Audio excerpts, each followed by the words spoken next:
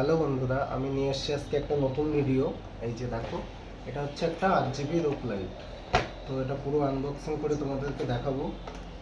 দেখো, চাইলে তোমরা নিজেরাই এটা বাড়িতে লাগাতে পারবে, একদম খুবই সহজ ইজি পদ্ধতিতে।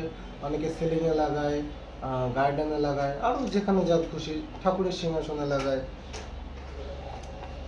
তো দেখো, এই যে বার করছি, এই যে লাইট, আর এর সাথে অ্যাডাপ্টারও আছে।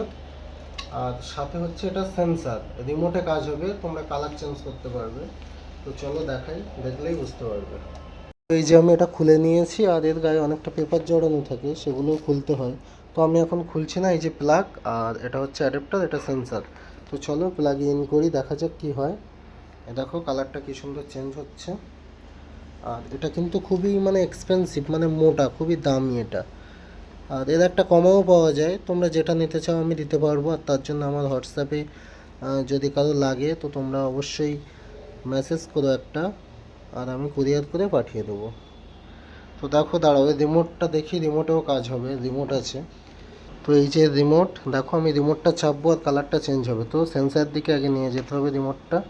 দেখো, এই ব্লুটা চাপবো, ব্লুটা স্টে হয়ে থাকবে, এই যে ব্লু।